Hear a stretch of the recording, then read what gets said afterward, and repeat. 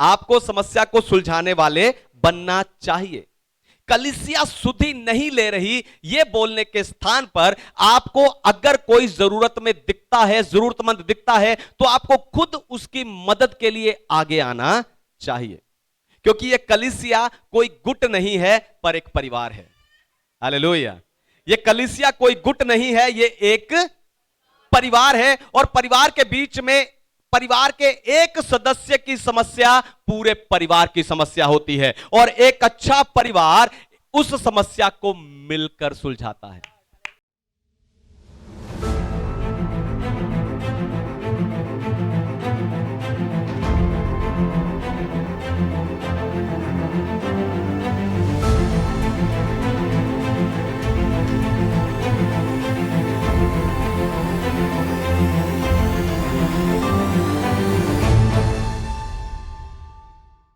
Hallelujah. तो आए आज के वचन में चलें, पवित्र शास्त्र बाइबल से आज का संदेश सुने। आज का संदेश है समस्या सुलझाने वाले बने। समस्या सुलझाने वाले बने। सोचकर देखो, ऐसा संसार कितना अच्छा होगा जहां कोई समस्या ना हो, जीवन में तनाव और कठिनाइयां ना हो, सिर्फ हर जगह सिर्फ और सिर्फ शांति, आराम, खुशी और आनंद ही हो, है ना। ये धरती पर स्वर्ग जैसा ही होगा। पर सच्चाई यह है कि हमें हर दिन में जीवन में तनाव, मुश्किलें, परेशानियां, उलझने, कठिनाइयां, चिंता और का सामना करना ही पड़ता है। और इन सब के बीच में हमें दो तरह के लोग मिलते हैं। एक वो जो समस्या को पैदा करते हैं, दूसरे वो जो समस्या को सुलझाते हैं।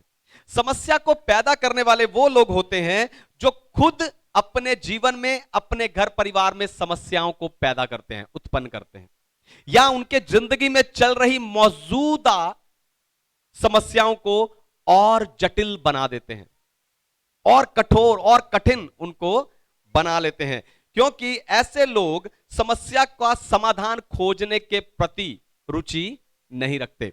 ऐसे लोग, है ना, हमेशा सही चीजों को देखने की बजाय गलतियों को ही, ध्यान उनका गलतियों पर रहता है। ऐसे लोग हमेशा शिकायत करते रहते हैं, ऐसे लोग हमेशा दूसरों को दोष देते रहते हैं, और वो हमेशा बदलाव का विरोध करते हैं। दूसरी ओर समस्या का हल करने वाले लोग समाधान पर ध्यान केंद्रित करके रखते हैं। वो रुकावटों को दूर करके जिस भी परिस्थिति में होते हैं, उस परिस्थिति से बाहर आने के लिए, उस परिस्थिति से उठने के लिए, उसे सुधारने के लिए वो लगातार काम करते रहते हैं। अब सवाल यह उठता है कि आप इन दोनों में से कौन हो, समस्या पैदा करने वाले या समस्या को हल करने वाले? आप कोई भी हो, लेकिन आज मैं आपको समस्या सुलझाने वाला बनने के लिए उत्साहित करने जा रहा हूं। लेकिन उससे पहले मैं चाहता हूं कि दुनिया भर से जितने विश्वासी स्पिरिचुअल पैशन असेंबली यानी आत्मिक उत्साह की सभा के संदेश को सुनते हैं, हम जोरदार ताली से उनका स्वागत करें।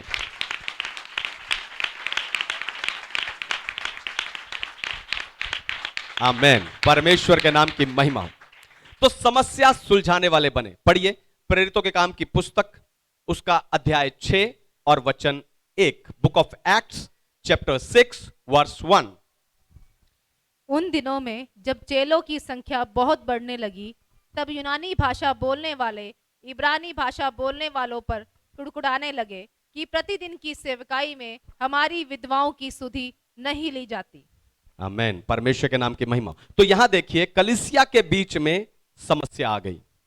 यूनानी भाषा बोलने वाले इब्रानी भाषा बोलने वालों के विरुद्ध बुड़बुड़ाने लगे कि तुम हमारी स्त्रियों की सुधि नहीं ले रहे, तुम हमारे पंथ की औरतों को रोटी, कपड़ा और दूसरी चीजें सही तरीके से नहीं दे रहे। आप देखो, कलीसिया के लोग ध्यान सुनिए, कलीसिया के लोग ही कलीसिया के बीच में समस्या पैदा कर रहे हैं, यानी ये समस्या पैदा करने वाले लोग हैं। हालेलुया।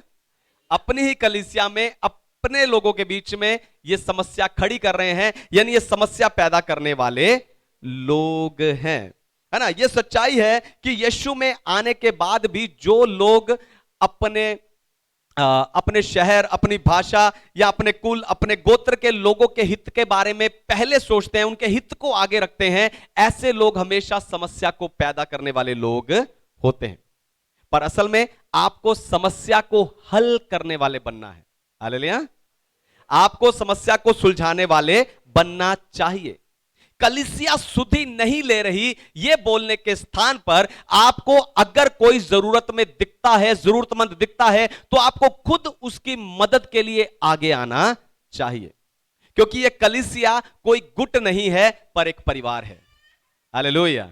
यह कलीसिया कोई गुट नहीं है, यह एक परिवार है, और परिवार के बीच में परिवार के एक सदस्य की समस्या पूरे परिवार की समस्या होती है, और एक अच्छा परिवार उस समस्या को मिलकर सुलझाता है।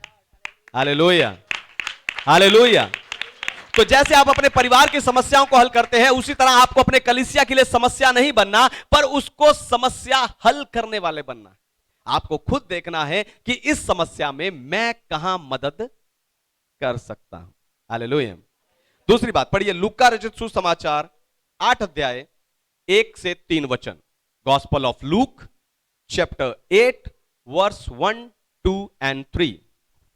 इसके बाद वह नगर नगर और गांव गांव प्रचार करता हुआ और परमेश्वर के राज्य का सुसमाचार सुनाता हुआ फिरने लगा, और वे 12 उसके साथ थे, और कुछ स्त्रियां भी थी जो दुष्टात्माओं से और बीमारियों से छुड़ाई गई थी, और वे ये हैं, मरियम जो मगदलीन कहलाती थी, और जिसमें से 7 दुष्ट आत्माएं निकाली थी, और हेरोदेस के भंडारी खूजा की पत्नी योन्ना और सुनन्ना, और बहुत सी अन्य स्त्रियां, ये सब अपनी संपत्ति से उसकी सेवा करती थी।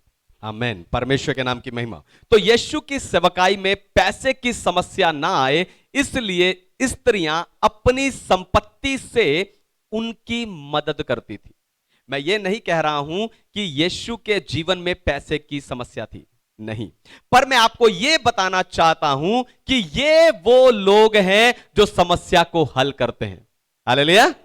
इस वचन के द्वारा मैं आपको यह नहीं बताना चाहता कि यीशु के जीवन में पैसे की समस्या थी, नहीं, मैं आपको यह बताना चाहता हूं कि ये होते हैं समस्या को हल करने वाले लोग। आपको बताऊं, कलीसिया में 20% लोग होते हैं जो 100% काम करते हैं। हालेलुया। कलीसिया में सिर्फ 20% लोग होते हैं जो 100% काम करते हैं। असल में ये 20% लोगों का ध्यान समस्या शुरू होने से पहले उसके हल पर लगा रहता है। हालेलुया। क्यों ये 20% लोग ही 100% काम करते हैं? क्योंकि इन 20% लोगों का ध्यान समस्या शुरू होने से पहले ही उसके हल पर लगा रहता है। ऐसे लोग सेवकाई के बीच में हर एक काम को ध्यान से देखते हैं, और वो अनुमान लगा लेते हैं या वो परख लेते हैं कि इस काम को अगर हम इस तरीके से ले जाएं तो समस्या नहीं आएगी। उस काम को शुरू होने से पहले ही वो सोचते हैं, परख लेते हैं कि इस काम को अगर हम इस तरीके से करेंगे तो समस्या नहीं आएगी। अगर कलीसिया के बीच में इतना दान और इतनी भेंट दी जाए तो यह काम पूरा हो जाएगा। वो 20% लोग वो 100% का काम कर देते हैं, 100% लोगों का काम कर देते हैं, उसको परख कर। अगर आप समस्या को हल करने वाले बनना चाहते हैं तो चर्च के बीच में होने वाले हर काम को अपनी आत्मिक आंखों से देखना शुरू कीजिए। हालेलुया। अगर आप समस्या को सुलझाने वाले बनना चाहते हैं तो कलीसिया के बीच में होने वाले हर एक काम को अपनी आत्मिक आंखों से देखना शुरू कीजिए। तब परमेश्वर उस काम में अगर कोई कमी घटी है या कोई रुकावट है तो परमेश्वर आपको दिखाएगा, और जब परमेश्वर आपको वो रुकावट दिखाएगा तब परमेश्वर आपको उस रुकावट को दूर करने के लिए एक आइडिया भी देगा। अब हो सकता है आप में से कोई कहे कि हां पास्टर जी, परमेश्वर ने मुझे आइडिया दिया था, लेकिन जब मैंने वो दूसरों को बताया तो किसी ने माना नहीं, इसलिए मैं भी चुपचाप बैठ गया। ध्यान से सुनिए, जब परमेश्वर आपको आइडिया दे तो आपको उसे एकदम बताकर अपनी बुद्धि से लागू नहीं करना। दोबारा सुनिए, ध्यान से सुनिए। सेवकाई के बीच में समस्या को सुलझाने के लिए, कलीसिया के कामों के बीच में समस्याओं को सुलझाने के बनने वाले के लिए आपको क्या करना है? जब परमेश्वर आप किसी काम को आत्मिक आंखों से देखें और परमेश्वर उस काम के लिए आपको कोई रुकावट दिखाए और उस रुकावट को दूर करने के लिए परमेश्वर आपको आइडिया दे, तो उस आइडिया को आपको एकदम से लोगों को बताकर उसे अपनी बुद्धि से लागू नहीं करना, पर आपको उस आइडिया को आधार बना के, उसे बेस बना के प्रार्थना सहित एक योजना बनानी है और उस योजना पर आपको चलना है, चलते रहना है, तब वो काम पूरा होगा। इन स्त्रियों ने योजना बनाई और उस योजना पर चलते हुए ये यीशु की सेवकाई में पैसे से मदद करती रही और ये समस्या सुलझाने वाली स्त्रियों की कैटेगरी में आ गई। और आज इस वचन के तुरंत बाद चंगाई छुटकारे के समय में मैं आपको भी इसी कैटेगरी में लेकर आऊंगा।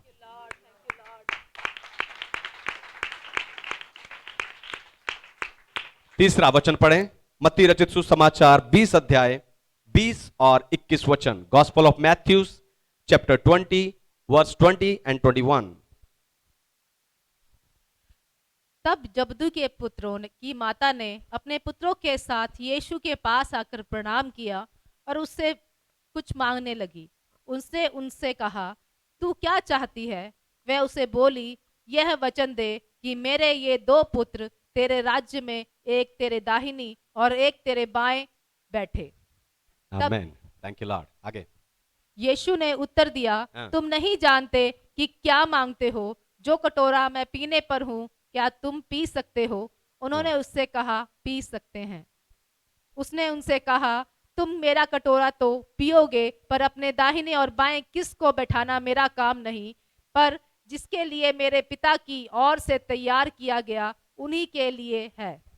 आमीन, परमेश्वर के नाम की महिमा। तो याकूब और यूहन्ना की मां यीशु के पास आई और उससे मांगने लगी कि मेरे बेटे स्वर्ग में तेरे दाहिने और बाहिने और बैठे।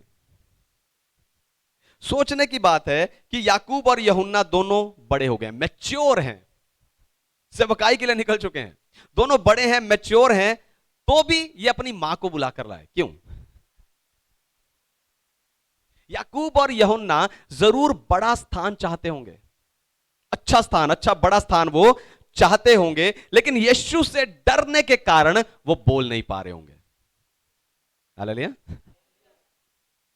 याकूब और यूहन्ना जरूर है कि वो कोई बड़ा स्थान ढूंढ रहे थे, लेकिन यीशु से डरने के कारण वो बोल नहीं रहे थे, इसलिए उन्होंने जाकर अपनी मम्मी से कहा और मम्मी आकर यीशु मसीह से विनती करने लगी। पर यीशु ने उन्हें उत्तर दिया, तुम जानते भी हो तुम क्या मांग रहे हो? क्या जो कटोरा मैं पीने पर हूं तुम उसे पी सकते हो?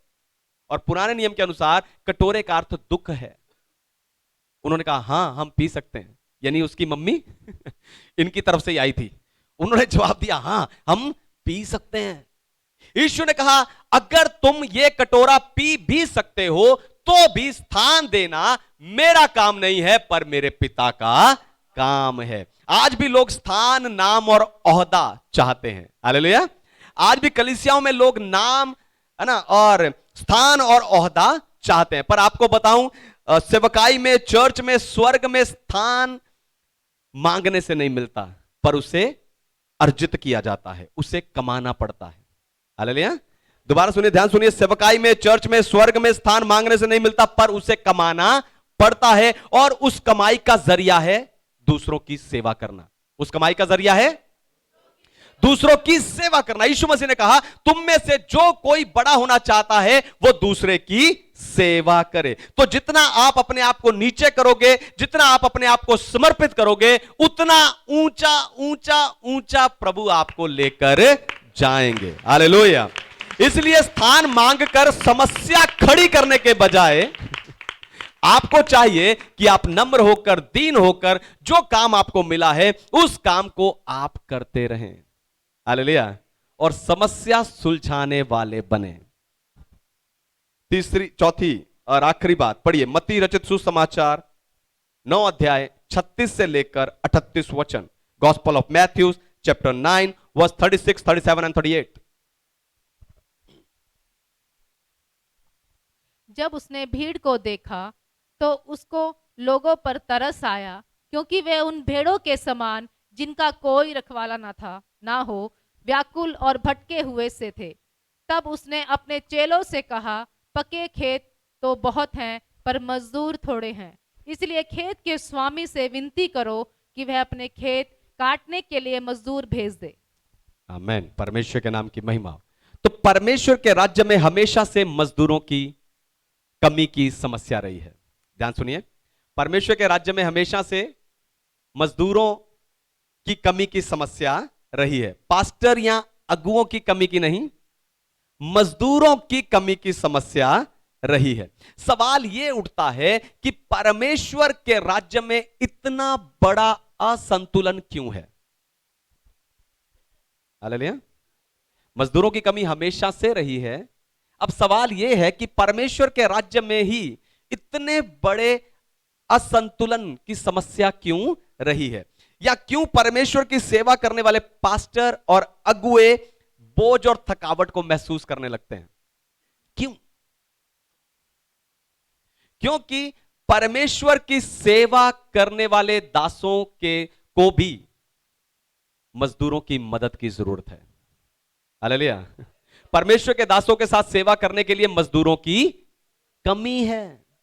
परमेश्वर के दासों को भी मजदूरों की जरूरत है। जैसे मूसा को इजराइलियों की सेवा करने के लिए 70 लोगों की जरूरत पड़ी थी, लेकिन आज अगर किसी को अच्छा साज बजाना आता है, या कोई अच्छी आराधना कर लेता है, या कोई अच्छा प्रचार कर लेता है, या किसी के द्वारा एक बीमार चंगा हो जाता है, तो वो पास्टर बनने की सोचने लगता है और जाकर अपनी कलीसिया, अपना चर्च शुरू भी कर लेता है।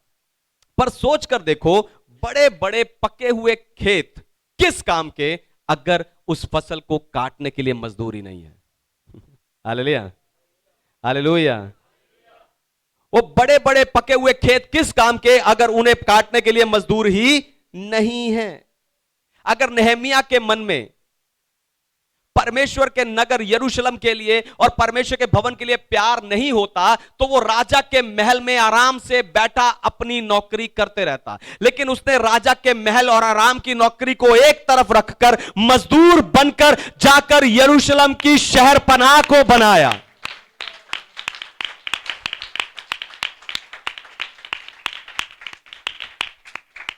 आपको बताऊं, जब आप खुद को मजदूर की तरह परमेश्वर के काम करने के लिए हमेशा उपस्थित रखते हो, तब परमेश्वर आपको इस्तेमाल करते हैं और आपको ऊंचा उठाते हैं।